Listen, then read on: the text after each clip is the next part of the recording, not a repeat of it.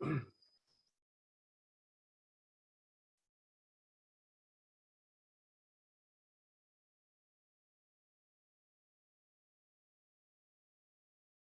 class, I am Hassan, your applied physics lab teacher. Let me introduce myself first.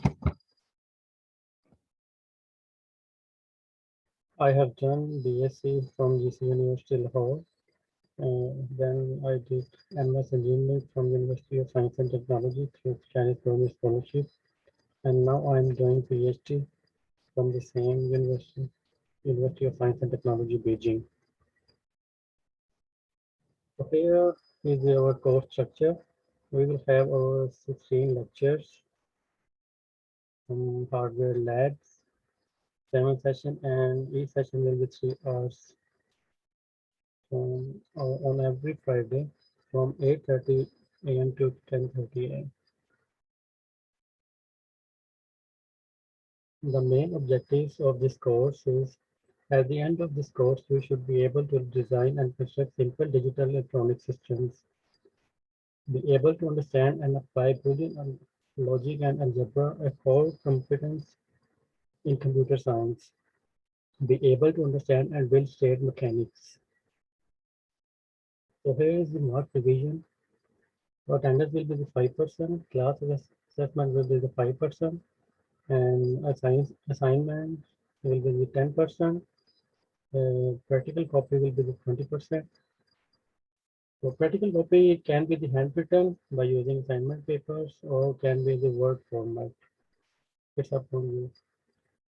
So final exam will be 60%. So here is the experiment number 1. Formalization with ETS 5000 logic trainer. ETS means electronic training system, and 5000 is model name you can say.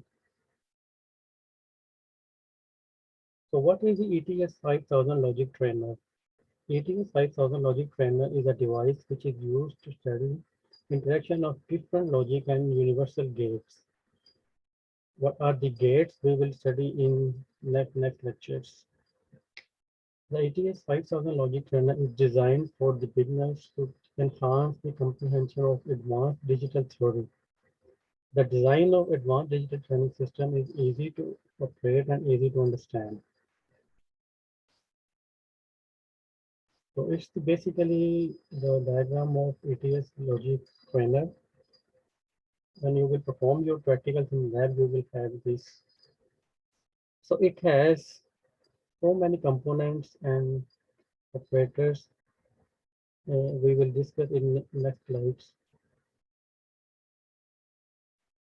So here is the block diagram. It has some sections. I divided in sections.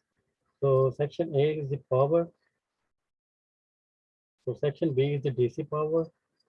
Section C is the pulse generator. And section E is the pulse switches. And section F is the solder plus board of protoboard. And 8-bit data switches. And section H consists of 8-bit LED displays. And section I is the mode selector. And section J is the digital displays. And final section is the digital probe.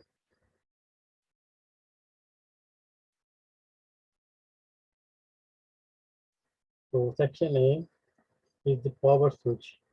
Here are some different power switches: SPST, SPST, SPDT, SPDT, and here are some figures. You can see you often use in somewhere your home or somewhere in the laboratory.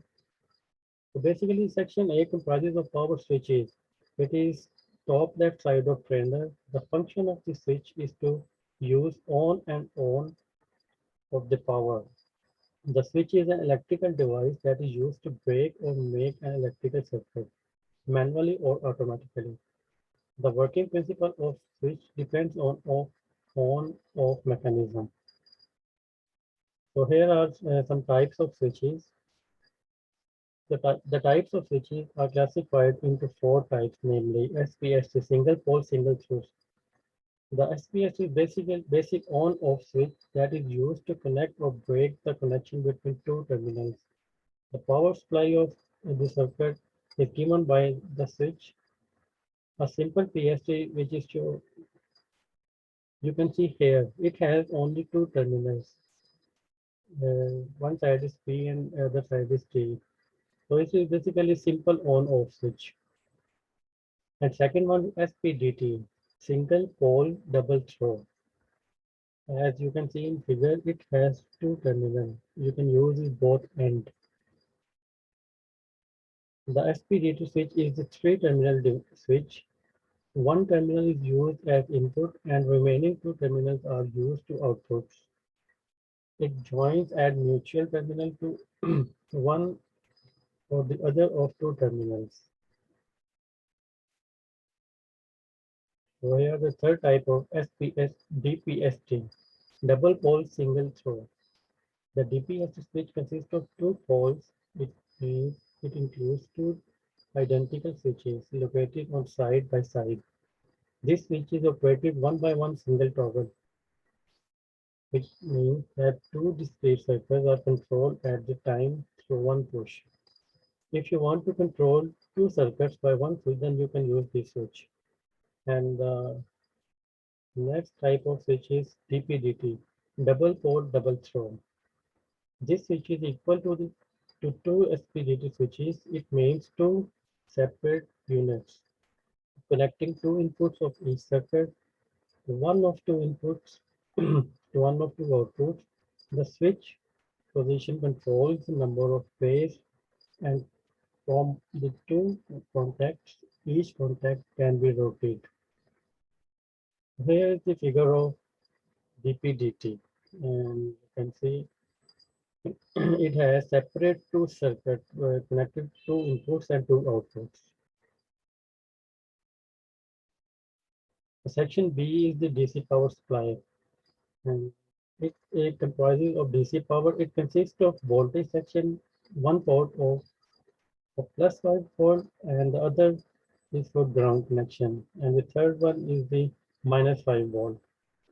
The DC power supply converts the standard AC voltage available at all outlets into a constant DC voltage. Here is the figure. You can see it has two probes. One probe is for plus voltage, plus 5 voltage, and the other one is the minus 5 voltage. And it's the internal circuit of this DC power. We apply AC current to the transformer, and transformer output voltage applies to the rectifier. It converts to the half wave rectifier voltage, and this output will be given to the filter, and filtered voltage is, you can see, pulsated DC, and it converts to the regulated voltage, and finally we give it to the load.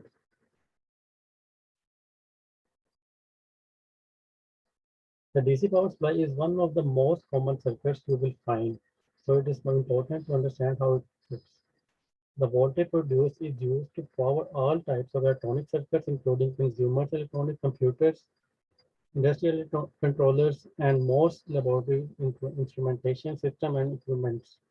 The DC voltage level required depends on the application, but most applications require relatively low voltages. So this power supply labeled plus 5 volt always produces a voltage of 5 volt. In other courses, you will often use the variable power supply labeled 0 to 15 volt, which can be adjusted to any voltage between 0 volt and 15 volt. But in this course, we will almost always use the fixed 5 volt supply because most digital components cannot handle voltages greater than 5 volt without being damaged. So section C is the pulse generator. The pulse generator, it can be generate a pulse of 1 second, 0.1 second, and 0.01 second. It's the block diagram of pulse generator. You can see the first block is consists of a stable multivibrator or square wave source. Its output gives to the monostable multivibrator and attenuator, and then finally we give it to the output. Pulse generators are items of electronic test equipment that are used to generate pulses, normally rectangular pulses. So here is the rectangular pulses. This pulse is rectangular pulse. These pulses generators are used for the wide variety of applications, but most commonly as bench test equipment when developing logic circuits of various forms. The pulse generator can be used to generate pulses that can stimulate logic circuits. So, here you will see in your lab, this is the pulse generator. You can see here we generate some pulses and we can see some screen. So pulse generator are items of electronic test equipment that are used to generate pulses normally as rectangular pulses. So these pulses generators are used for a wide variety of applications, but most normally as bench test equipment when developing logic circuits. And next is the section D. Section D is for computer interfacing. The section C is the pulse switches. The trainer also has two pulse switches labeled PA and PB. Here you can see in figure PA and PB. These switches are push buttons that return to their original position when you release them. Each pulse switches has two sockets.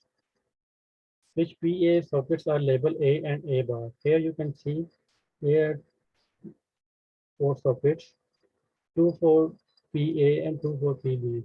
And one is A and one is A bar. The switch PA sockets are labeled at A and A bar, and switch PB sockets are labeled B and B bar. Section F, solderless breadboard. So the trainer breadboard is a plastic board on which you build circuits by inserting components into the breadboard's holes. Here you can see the breadboard. If we go to the first slide, you can see this section here. It's the breadboard on which you make circuits and some other components.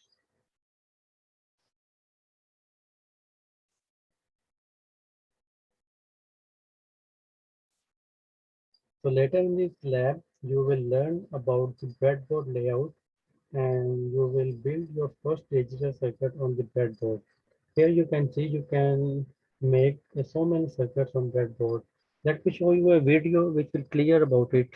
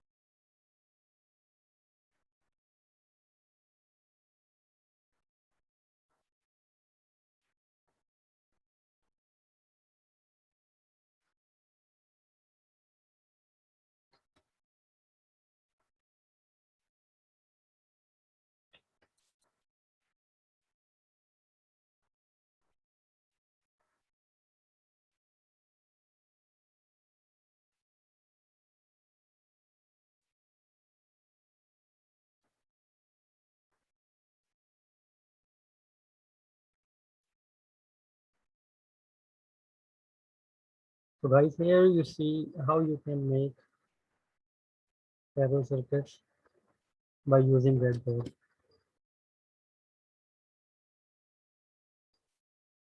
So here are some configurations of how to use breadboard. And you can see these rows and these columns are perpendicularly are connected to each other. When you are using some components and making circuits, please take care of you can see here you can now connect same wires in this block.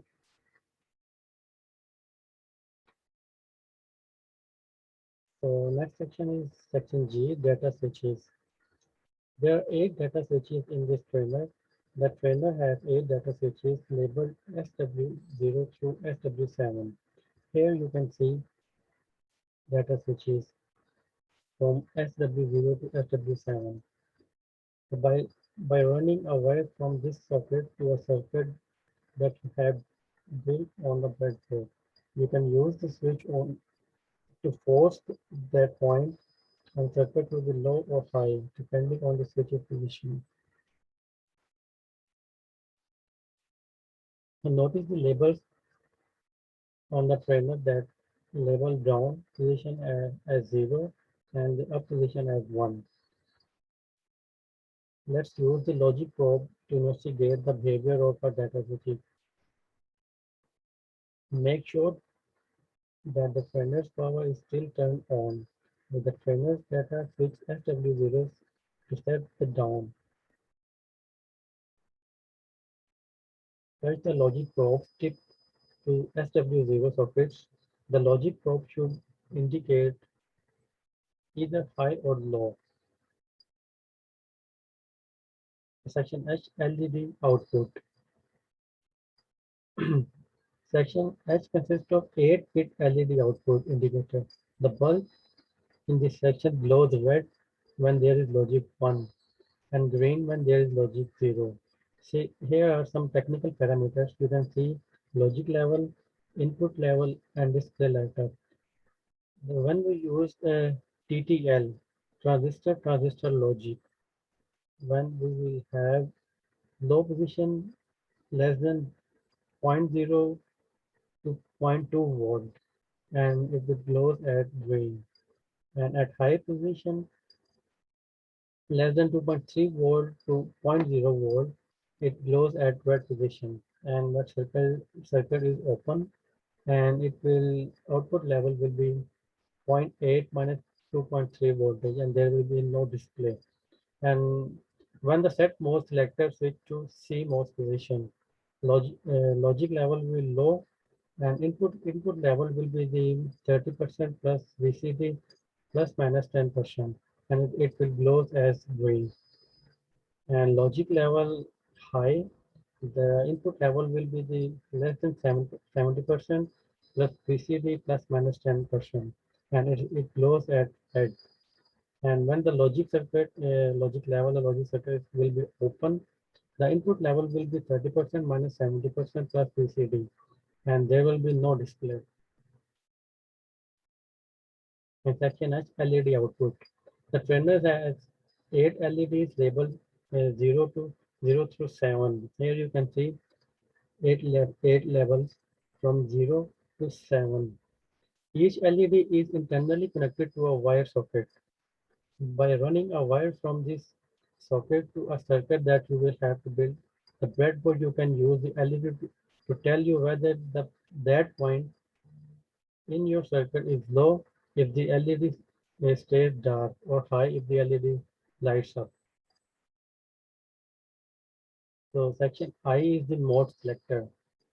Section I consists of mode selector. It is used to set the mode TTL and on CMOS. When the switch is put on TTL or CMOS position, the input or output of pulse generator, pulsar switches, 8-bit data switches, digital probe 8-bit LED display will meet the high or low level of TTL or CMOS. So section J is the digital display. Section J consists of digital display. Basically, they consist of BCDs. The trainer has two digital displays labeled D1 and D2. Here you can see it has two level of displays D1 and D2. These are similar to the displays you have seen on calculators, radios, microwave oven, and so on. Each display is internally connected to four wire sockets labeled A, B, C, and D. Here you can see this display is internally connected to these wires A, B, C, D, and D. To use the display in a circuit, you will run wires from your circuit to these sockets. So section K, the digital probe. The digital probe basically to set the mode selector switch to critical position. Here is the logic level, input level, and display. When there will be the logic level is low, here you can see some technical values less than zero point 0.8 to zero point 0.2 volt, and display will be low. And logic level will be high, and then input level will be 2.3 plus minus 2 volt, and display will be high.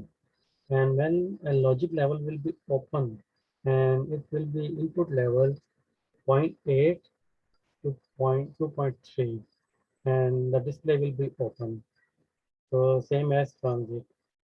So here is a set mode selector, switch to C mode position. Logic level low and input level less than 30% of VCD plus minus 10%, and display it will be the low, same as high, open, and transit.